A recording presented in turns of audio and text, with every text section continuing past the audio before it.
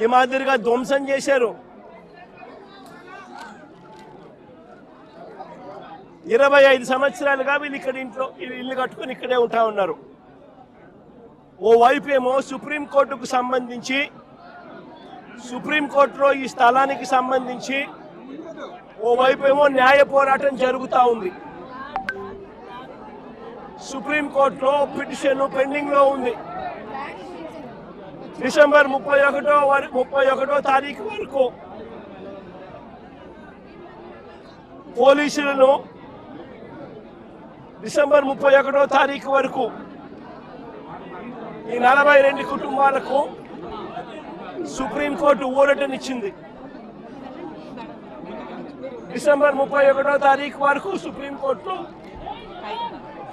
ఊరట పొందిన ఈ కేసులో ఈ 42 కుటుంబాలు ఓవైపున సుప్రీంకోర్టులో కేసు పెండింగ్ ఉండగానే 31వ తారీఖు వరకు ఊరట ఉండగానే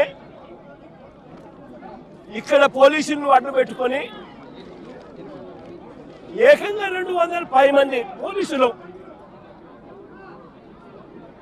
ఇక్కడ వచ్చి ప్రైవేట్ పార్టీకి మద్దతు తెలుపుతూ ఈ 42 ఇళ్లకు సంబంధించిన బాధితులను నిర్దాక్షిణ్యంగా వాళ్ళ ఇంట్లో ఉండగానే వాళ్ళ ఇళ్ళన్నీ కూడా పగలగొట్టడం జరిగింది. వీళ్ళందరినీ రోడ్డును పడేయడం జరిగింది. నేను అడుగుతా ఉన్నాను, ప్రభుత్వ పెద్దల ప్రమేయంతోనే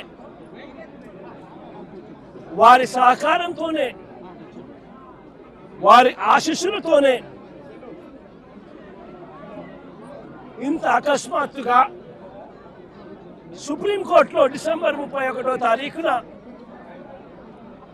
వరకు గడువు ఉంది అని తెలిసినా కూడా అధికార దుర్వినియోగం చేస్తూ వీళ్ళందరినీ రోడ్డు పాలు చేయడం జరిగింది. నేను అడుగుతా ఉన్నాను ఇక్కడే, అయ్యా చంద్రబాబు గారు,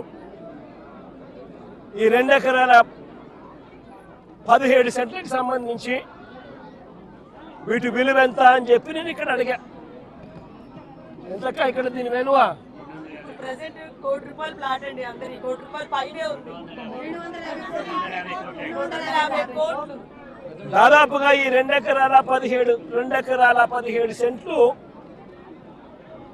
వీళ్ళు ఇల్లు కట్టుకొని ఏదైతే ఉంటా ఉన్నారో కరెంటు మార్కెట్ విలువ దాదాపుగా 150 కోట్ల పైచిలుకోట. 150 కోట్ల పైచిలుకు గల ఈ ప్రాపర్టీకి ప్రైవేట్ వ్యక్తులు దీంట్లోకి ఎంటర్ అయ్యారు. 2016లో, అంటే అప్పుడు కూడా చంద్రబాబు నాయుడు గారు ముఖ్యమంత్రిగా ఉన్నప్పుడే, 2016లో ఒక 1981 సంవత్సరం డేటెడ్గా 2016లో ఒక ఫేక్ సొసైటీ పెట్టడం జరిగింది. తప్పుడు డాక్యుమెంట్లతో 2016లో 1981 డేట్తో ఒక తప్పుడు సొసైటీ క్రియేట్ చేసి మొత్తం డాక్యుమెంటేషన్ అంతా కూడా ఈ 150 కోట్ల ప్రాపర్టీని కాజేయడం కోసం అడుగులు పడ్డాయి. వీళ్ళందరూ చంద్రబాబు నాయుడుతో సన్నిహితులు. నారా లోకేష్ గారి ఇన్వాల్వ్మెంటు, లోకల్ ఎంపీ కేశినేని చిన్ని పూర్తిగా ఇన్వాల్వ్ అయి ఉన్నారు. ఇక్కడ కార్పొరేటర్ కూడా జనసేన పార్టీకి సంబంధించిన కార్పొరేటర్ కూడా ఒక ఆయన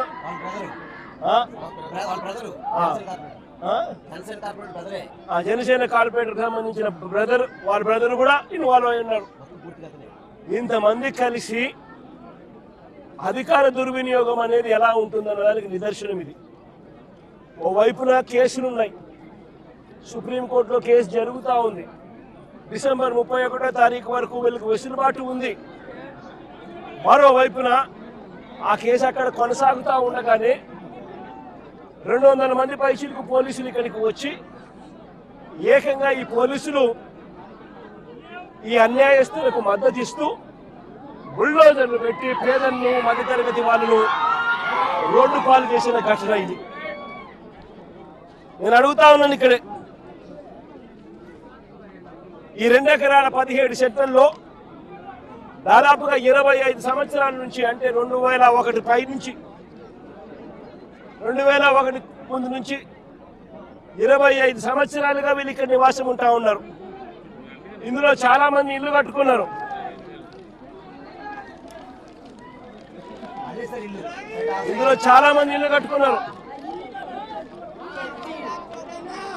ఈ ఇంటికి సంబంధించి, ఈ ఇళ్లకు సంబంధించి Vijayawada municipal corporation building plan approvals ఇచ్చినారు. విజయవాడ మున్సిపల్ కార్పొరేషన్ వారు బిల్డింగ్ ప్లాన్స్ అప్రూవల్ ఇచ్చినారు. ఈ ఇళ్లకు కరెంట్ కనెక్షన్ ఇచ్చినారు, డ్రైనేజ్ కనెక్షన్ ఇచ్చినారు. ఈ ఇంటికి అన్ని రకాల అనుమతులతో పాటు ప్లాన్ అప్రూవల్ చేసి విజయవాడ మున్సిపల్ కార్పొరేషన్ వాళ్ళు వీళ్ళు ఇల్లు కట్టుకుంటా ఉంటే ఇళ్ళకు కూడా ప్లాన్ అప్రూవల్స్ శాంక్షన్ చేసి స్టాంప్ వేస్తారు. మరోవైపున బ్యాంకులు వాళ్ళు డ్యూ డెలిజెన్స్ పూర్తి చేసి వీళ్ళందరికీ లోన్లు కూడా ఇచ్చినారు. ఇక్కడ ఉన్న వాళ్ళు దాదాపుగా ఒక్కొక్కరు 20 లక్షలు 25 లక్షల రూపాయల పైన వీళ్ళంతా కూడా లోన్లు కూడా తీసుకుని ప్లాన్స్ ఎలా ఇచ్చారో అడుగుతా ఉన్నా. స్థలాలు వేరొకరివే అయితే ఈ ఇళ్లకు కరెంటు, డ్రైనేజు, ఇతర కనెక్షన్స్ అన్ని ఎలా ఇచ్చారో అని అడుగుతా ఉన్నా. వేరొకరిదే ఈ స్థలం అయితే వీటికి ఇక్కడ ఉన్న వాళ్లకు బ్యాంకు లోన్లు ఎలా ఇచ్చారో అని అడుగుతా ఉన్నా. రిజిస్ట్రేషన్లు చేశారు, బిల్డింగ్ ప్లాన్ అప్రూవల్స్ ఇచ్చారు, అన్ని రకాల పర్మిషన్స్ ఇచ్చినారు. చివరికి వీరికి బ్యాంకులు వాళ్ళు లోన్లు కూడా ఇచ్చాయి, వాళ్ళ డ్యూ డెలిజెన్స్ పూర్తి చేసి. మన ఇన్ని సవ్యంగా ఉన్నప్పుడు ఇది ఏ రకంగా గవర్నమెంట్ ముందుకు వచ్చి వీళ్ళకి ఎటువంటి న్యాయము చేయాలి అని కనీసం ఆలోచన కూడా లేకుండా, ఎటువంటి ముందస్తు నోటీసు కూడా ఇవ్వకుండా, వీళ్ళ ఇళ్లలో ఉండగానే 200 మంది పోలీసులు పైచిలకు వచ్చి ప్రైవేట్ వ్యక్తులకు మద్దతు ఇస్తూ పొక్లేర్లు పెట్టి, జేసీబీలు పెట్టి, బుల్డోజర్లు పెట్టి ఏకంగా బిల్డింగులు పక్కన జరిగింది. నేను అడుగుతా ఉన్నాను, వీళ్ళు చాలా మంది చెప్పడం కూడా జరిగింది, ఈ స్థలాలు మళ్ళీ కొనుగోళ్లు జరిగేటప్పుడు కూడా, క్రయ విక్రయాలు జరిగేటప్పుడు కూడా పలు సందర్భాలలో ఇక్కడ వాళ్ళంతా కూడా పేపర్లో అడ్వర్టైజ్మెంట్లు కూడా ఇచ్చినారు. ఎవరికైనా అభ్యంతరాలు ఉంటే తెలియజెప్పాలి అని చెప్పి పత్రికా ప్రకటనలు కూడా ఇచ్చారు. పత్రికా ప్రకటనలు ఇచ్చినప్పుడు కూడా ఎవరు కూడా అభ్యంతరాలు ఎక్కడా కూడా వెలుబుచ్చలేదు.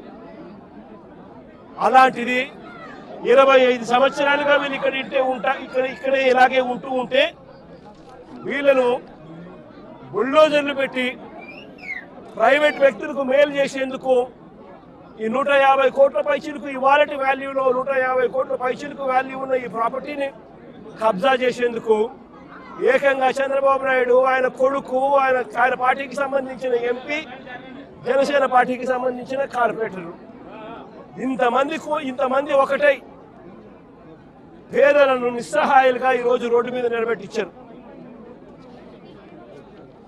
నిజంగా నేను అడుగుతా ఉన్నా, ఈ ప్రభుత్వం అన్నది పేదల తరఫున ఉందా అని.